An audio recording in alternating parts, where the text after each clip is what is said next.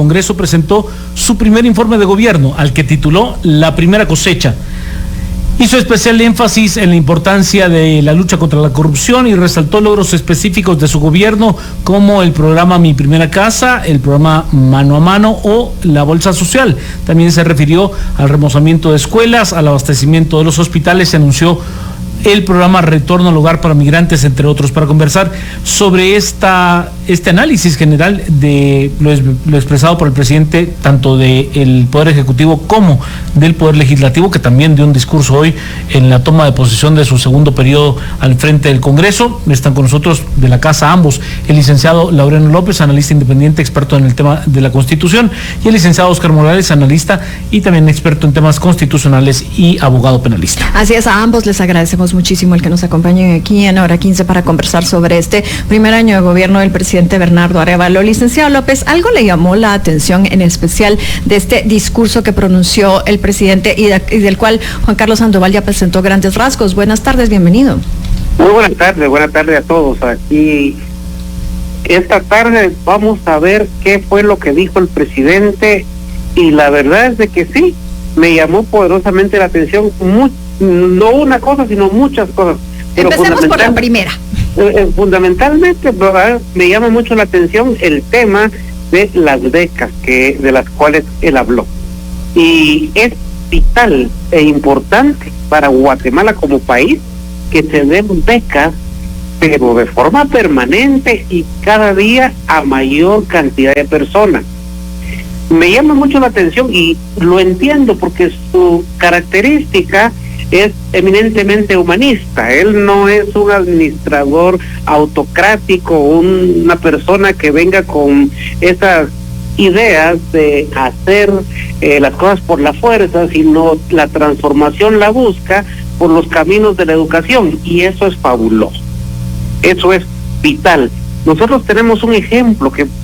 quizás en Guatemala pocas personas conocen, y es que parte del despegue intelectual, económico y de muchas razones que tuvo la República Mexicana fue cuando Miguel Alemán envió al extranjero a cantidad enorme de gente con becas para que aprendiera y regresara a aplicar a México eso aprendido. Guatemala debe hacer lo mismo, otorgar becas, hacer que la gente aprenda cosas útiles, necesarias y urgentes para que este país despegue, porque cuando tengamos personas que tengan la capacidad, las habilidades, el conocimiento, pues podrán venir las oportunidades, porque antes va a ser un círculo vicioso, que vengan oportunidades y no tengamos gente capacitada para responder a esas oportunidades. Gracias, licenciado López, me da mucho gusto de saludarlo y también darle la bienvenida al licenciado Morales. Licenciado Morales, el presidente de la República y también el presidente del Congreso hicieron mucho énfasis en cuanto a un contexto político internacional autocrático. ¿Es eso de lo que más le llamó la atención de los discursos de ambos? Buenas tardes, licenciado Morales, me da mucho gusto de saludarlo. Buenas tardes, Juan Carlos, buenas tardes, Beatriz, y buenas tardes al licenciado Laureano y a su audiencia, por supuesto. Mire, a mí me llamaron la atención dos temas en particular. Creo que puntualmente que usted señaló, y el otro es el tema de los retornados a Guatemala de acuerdo a las amenazas o advertencias que ha emitido el presidente Donald Trump. Esos dos temas creo que fueron impactantes para mí. Desarrollándolos un poco cada uno, creo que en el tema del ambiente político que Guatemala vive, creo que el discurso del presidente del Congreso fue un discurso muy, digamos, separado de lo que es la realidad. Es un discurso que tiene un sustento jurídico y teórico muy bonito, con palabras muy, si usted quiere, buscadas, pero que realmente no como tal la labor o el papel que ha jugado en esta crisis política el Congreso de la República. Creo que el Congreso ha sido una de las entidades peores en esta crisis del año, porque en vez de dedicarse a hacer, por ejemplo, como él decía, leyes que realmente desarrollen el país en los diferentes ámbitos, las áreas jurídicas, ha sido simplemente un nido de transacciones oscuras, como siempre, y un lío digamos, que tiene en cierta forma parte en la cooptación de instituciones del Estado y que pues es una institución en la que no se puede confiar en absoluto. Honestamente esa es mi perspectiva, así que creo que el presidente del Congreso en su discurso está muy lejos de la realidad guatemalteca. Está soñando, está sobre las nubes y eso pues la sociedad guatemalteca lo sabe. En el ámbito del presidente de la República, Bernardo Arévalo, creo que su discurso en términos muy generales, fue un discurso que matizó algunos logros que ha tenido el gobierno, pero que también tuvo un contexto, un desarrollo como que fuera campaña, ya para lo que corresponde al año 2025. Y creo que también fue un discurso que se acercó mucho al Congreso, trató de desvanecer las animadversiones que existen ahí, sabía que estaba en un ambiente que le es contrario a sus intenciones, y creo que entonces jugó con un discurso amable dentro del ámbito donde se encontraba. Creo que matizó puntos que ha desarrollado en el gobierno, en el ejercicio del gobierno, matizó puntos controvertidos como lo que es efectivamente la lucha contra la corrupción y también el tema del ambiente político, digamos, las dobles valladares a los que ha tenido que enfrentarse él en materia política, judicial y de persecución penal. Y apuntó un tema que es el tercero que le decía más o menos que me preocupó mucho, que es el tema de los migrantes. Pareciera deja entrever él como que hay alguna noticia que él sí conoce, un poquito más a profundidad que nosotros, más allá de las noticias, sobre la crisis que podría provocar el retorno de una cantidad pues sin control de lo que son migrantes, porque eso vendría a alterar todas las variables económicas que permiten establecer, digamos, reducir la pobreza. Eso generaría mayor desempleo, crisis sociales, delincuenciales, en fin. Creo que es un tema que qué bueno que está preparando un programa para eso, que ojalá tenga la eficiencia con la que él lo transmitió. La idea general me parece muy buena, y creo que entonces que a grandes rasgos y por esta pequeña introducción, creo que usando el lenguaje de ellos, creo que las semillas que logró desarrollar durante este primer año de trabajo son pocas, también un poco entendibles por la situación, digamos, jurídica. Y el tercer elemento muy importante, pero la que creo que no se ha desarrollado más, es porque él sigue teniendo un problema sistemático, que es el cambio o la formación de cuadros de trabajo en el área administrativa del gobierno. Mientras siga con los equipos de digamos, director, a nivel de directores, ministerios y otros puestos de gran importancia, con el mismo personal que tenían gobiernos anteriores, el de Yamatei, por ejemplo, entonces él sigue atrapado en el no desarrollo, que va a tener la mejor idea, pero los equipos que están ahí para proteger, en algunos casos, no en todos, la corrupción que se dio, la que se continúa dando, y entonces eso no permite la mejor idea nacer. Seguimos administrando la crisis administrativa del Estado, y eso no permite que el país avance. Y creo que si él no hace de esto un tema estratégico para su desarrollo de objetivos, va a volver a fracasar en gran medida, tal vez no con la intencionalidad de él, pero sí por las consecuencias lógicas de no tener un equipo de trabajo. Eso creo que son las primeras impresiones que tengo sobre estos dos discursos y los temas que estamos platicando. Licenciado López, el licenciado Morales hizo referencia ya al combate de la corrupción, que hay que decirlo, que el presidente Arévalo empezó hablando del combate de la corrupción y casi al finalizar su discurso volvió a tocar el tema. ¿Cómo vio usted la manera en cómo se refirió a este tema en particular, recordando entre otros casos que dijo, le hemos presentado más de 200 casos de corrupción al Ministerio Público y estos no avanzan? ¿Qué nos dice de eso en particular? Es un grito compartido de la sociedad, no solo del presidente. El hecho de que las unidades del Ejecutivo hayan llevado a cabo una serie de denuncias ante la entidad que debe, por ley, investigar y procesar a las personas por actos de corrupción, no es un grito aislado del presidente, es un grito de una porción bastante grande de la población guatemalteca que pide que se lleve a cabo una ejecución de procesos penales en contra de personas que han usado los puestos para beneficios particulares, para intereses particulares. El presidente, al hacer el ingreso, las primeras palabras, de ese discurso nos deja también un mensaje entre líneas y hay que tenerlo claro, y es de que la corrupción ha sido parte de la piedra de tropiezo que se tiene cuando se quieren enfrentar los temas sociales del país, pues está enraizada casi en toda la administración pública, no solo de hace muchos años, sino de puestos muy importantes,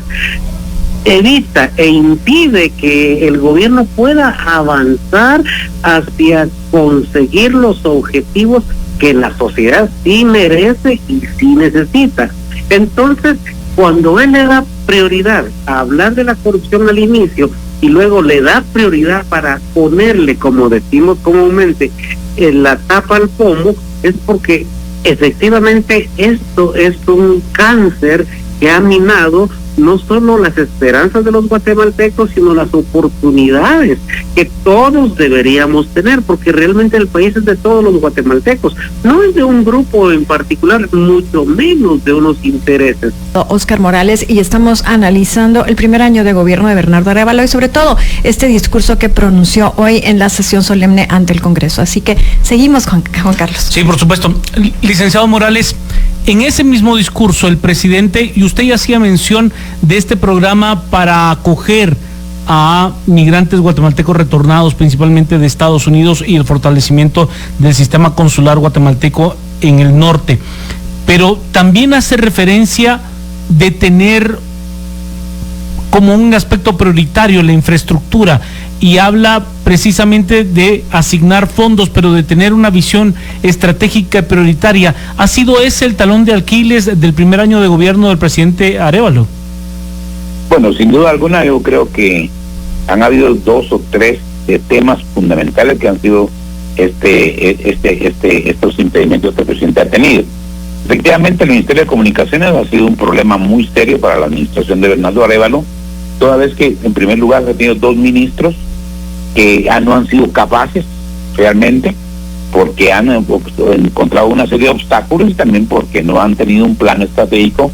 para desarrollar infraestructura de desarrollo. Entonces creo que sí, el tercer ministro es que acaba de ingresar, hay que darle unos días para ver si presenta un plan estratégico sobre cuál es ese desarrollo de infraestructura crítica que necesita el país para desarrollarse.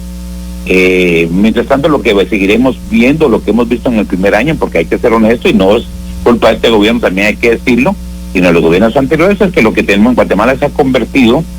en el Ministerio de Comunicaciones se ha convertido en una oficina donde atrapan y abren hoyos y se pierden los miles y millones de quetzales y no pasa nada. Entonces sí, efectivamente este es un tema fundamental para que el país logre desarrollarse y para que el presidente haga una buena gestión, pero para eso tendríamos que conocer cuál es el plan estratégico del nuevo ministro en conjunto con la presidencia. Creo que eso va a ser toral para los próximos días, que él anuncie y ver si finalmente se pueden empezar a tocar temas normativos en el tema del Ministerio de Comunicaciones y en el tema de la ejecución y formas de crear y contratar la obra pública, porque mientras que sigamos con las mismas estructuras jurídicas, los mismos tipos de contratos para las empresas que están prestando sus servicios, yo creo que no hay plan estratégico que pueda funcionar, porque de todos es conocido que los presupuestos del Ministerio de Comunicaciones son altísimos, pero están amarrados a contratos que no solo permiten que no se cumplan las obras, que se paguen por anticipado, y cuando se requiere el cumplimiento de esos contratos y se judicializa el asunto, entonces no solo la obra queda parada, no se puede continuar, se pierde el dinero, pero además pasan años sin que el país pueda volver a tocar esa obra, y eso va en total de perjuicio para el país. Entonces se requiere en ese plan del ministro de Comunicaciones un plan de desarrollo de infraestructura, pero también se requiere un nuevo modelo de contratos administrativos, se refiere a ciertas reformas, y ahí choca esto con lo que decía el presidente del Congreso en su discurso, un discurso muy teórico, muy bien escrito, pero que choca con la realidad, porque todos esos cambios en normativa debieran de estar siendo estudiados y trabajados en consenso con algunos miembros de la sociedad en general, las empresas en particular, ¿verdad? Los importadores, en fin, para desarrollar matrices de desarrollo que permitan puntualizar qué obras se requieren, no solo para lo que es el comercio, sino también para la viabilidad social. Porque si usted se pone a ver hoy en día, Guatemala entera está atrapada en las carreteras, desde las ciudades hasta los pueblos. No hay una sola vía en la que usted pueda caminar expedito y ahorrarse tiempo, salud, dinero. No, el problema del transporte público, por ejemplo, de las carreteras es grave. No digamos el aeropuerto, los puertos que tenemos son una serie de problemas, y todo eso va en detrimento del comercio, y al ir en detrimento del comercio, del desarrollo social, de las empresas, de los particulares, en fin. Creo que eso es importante que el presidente lo tome con su nuevo ministro y que haya y se plantee un buen plan estratégico. Y el otro, como ya concluyo diciéndole, que es el que hemos dicho siempre, el presidente no me gustó el discurso en el que él no mira ni enfatiza el tema de la crisis política legal que hay en el país. Se está haciendo como que a un lado esa crisis, y entonces el país podrá administrarse, pero no va a cambiar en su estructura jurídica ni en sus problemas políticos, porque nos acercamos a la próxima elección ya. Ahorita viene la elección de cortes, temas como esos, y por ejemplo el Congreso no ha reformado la ley de comisiones de postulación, para poner un ejemplo, ¿va? Entonces fueron bonitos discursos, pero que no aterrizan en las necesidades del país. Licenciado López, yo quiero pasar al tema de coyuntura inmediata. El hecho de que haya arribado a Guatemala el líder de la oposición venezolana, Edmundo González Urrutia, y que para reunirse con el presidente Bernardo Arévalo. ¿Cómo evalúa que esto esté ocurriendo hoy, precisamente que el presidente Arévalo conmemora un año en el poder? Considero que es una excelente oportunidad para ambos, tanto para el señor presidente de Venezuela, el electo, como para el presidente guatemalteco. Ambos deben coincidir en agendas comunes y ambos deben sacar el mayor provecho a esta reunión, pues a Guatemala le interesa también subirse a la ola de las personas, de los grupos, de los países que están respaldando al señor González. Entonces, Guatemala no debe dejar caer en saco roto esta oportunidad, pues a partir de ahí puede tejer nuevas esperanzas, nuevas expectativas de lograrse que tome la presidencia el señor Edmundo en Venezuela. Puede tener los brazos y los lazos listos para unir a los dos países y lograr objetivos en común. Venezuela ha atravesado una triste historia en los últimos tantos años, pero también tiene la oportunidad de salir adelante, como Guatemala la está buscando también, y es el momento de ocupar cierto liderazgo internacional en las relaciones diplomáticas de Guatemala con el resto de países, apoyando a este señor Edmundo. Entonces lo vemos como algo muy positivo, y esto también quiere dar un buen mensaje, porque Guatemala entonces también es importante para ser escuchada y ser parte de las decisiones que se tomen a nivel internacional. Guatemala debe sacar el mayor provecho. Quizás el gran problema que le ha pasado al presidente de Guatemala es la falta de capacidad de comunicación de sus logros hacia la población en general, y esta debe ser una oportunidad en la que esta reunión de hoy debe arrojar frutos inmediatos, como es por lo menos en el campo diplomático. Licenciado Morales,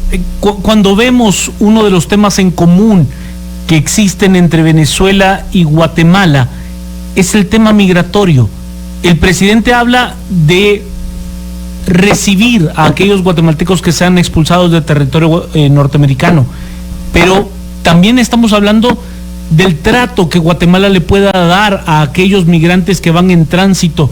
muchos de ellos venezolanos, que han tenido una diáspora de más de 8 millones de personas en los últimos años. ¿Qué estrategia, qué plan de gobierno puede tener la administración del presidente Arévalo para poder tener ese respeto a los derechos humanos de los que solicita, que pide, que dice que es urgente poder abordar, pero que en territorio guatemalteco tampoco es que se cumpla a cabalidad para aquellos que transitan por territorio nacional? Bueno, mire, yo creo que el tema aquí es muy complejo. En primer lugar, yo creo que los Estados Unidos y los países latinoamericanos que se han sentado alrededor de los Estados Unidos a trabajar el tema de migración lo están haciendo de manera muy cómoda, porque todos los países latinoamericanos en general, especialmente Guatemala, vamos a hablar de un país que nos corresponde, no están resolviendo las causas de la migración, que son la pobreza, la falta de empleo, la falta de vivienda, la falta de estructura social, hospitales, escuelas para desarrollar una familia, y los salarios malos que tenemos, las condiciones de trabajo malas. Y entonces todo ese montón de problemas viene también agregándose esto a la corrupción desmedida que hay en Guatemala y en otros países del mundo, y la mala administración y gestión pública. Todo eso hace, por supuesto, un caldo de cultivo que permite al migrante buscarse la vida y llegar a Estados Unidos. Donald Trump llega y dice, mire, son un montón de delincuentes, gente mala, hay que retornarla a punto, los países se comprometen a recibirla aquí, pero ellos están olvidando los problemas que causan esa migración. Por un lado, creo que el tema de migración no lo están abordando con seriedad. En segundo lugar, el tema de la democracia, que se demuestra ahorita con el apoyo que le van a dar al presidente, digamos, supuestamente electo de Venezuela, que creo que el gobernador Arévalo no ha sido, tal vez, a mi gusto, contundente con la dictadura de Maduro, que es una vergüenza para América Latina. A un grupo de 20 corruptos ladrones comunistas gobernando un país que pudiera tener a sus ciudadanos en buenas condiciones. Y pues, por supuesto, bienvenido al presidente Edmundo, ojalá que logre tomar el poder, en fin, para resolver los problemas de la sociedad. Pero creo que el tema aquí es democracia a nivel América Latina, digamos, latina completa, y eso hay que practicarlo con Estados Unidos de manera clara. Entonces yo creo que estos 3 puntos podrían permitir ayudar en las crisis humanitarias y de derechos humanos que tanto se buscan. Tenemos vecinos muy comprometidos, como por ejemplo Nicaragua, tenemos el problema de Venezuela, pero si seguimos un poquito ahondando en la América, estamos teniendo problemas serios de derechos humanos. Guatemala, por un lado, tiene que evitar que su población migre hacia los Estados Unidos en estas condiciones que hemos señalado y las que se van a venir, pero también tenemos que pensar en que al final, como país, en el Concierto de Naciones, tenemos que tener también un techo para aquel migrante que ya está en el territorio nacional, que está por ingresar o que va a ser retornado y que corresponde a otros países, para entablar, digamos, un mecanismo de colaboración, un protocolo de colaboración con los demás países para retornar a esa gente a sus lugares, porque de lo contrario vamos a tener campos de concentración, no desde el punto de vista teórico, sino desde el punto de vista práctico. Es decir, usted puede tener una institución con las mejores intenciones, pero cuando tiene 500 gentes, ni les puede dar de comer, ni les puede dar servicios de salubridad, legales, de orientación, etcétera, etcétera. Y en medio de esos lugares hay niños, mujeres embarazadas, ancianos, personas enfermas, y si no podemos a veces ni con la crisis hospitalaria que tenemos, o con la oficina de migración que tenemos en Guatemala, dan algunos pocos en la Policía Nacional que también son perversos en un sistema de justicia que no resuelve con la celeridad. Entonces lo que vamos a hacer aquí es que estamos comprometidos a crear ciertos centros de concentración, y eso violenta los derechos humanos. Yo creo que es momento en que América Latina empiece a hablar muy claro, que levanten la voz, que se pronuncien con respeto, pero diciendo la verdad para entender el problema y poder resolverlo de la manera que tienen que resolverlo, y no con abracitos, manitos de declaraciones. Miren el caso de Venezuela, de 30 países creo que van ahorita ya formando la pero eso también pasó con otros candidatos anteriormente, con Aquiles, habían otros personajes que no recuerdo el nombre,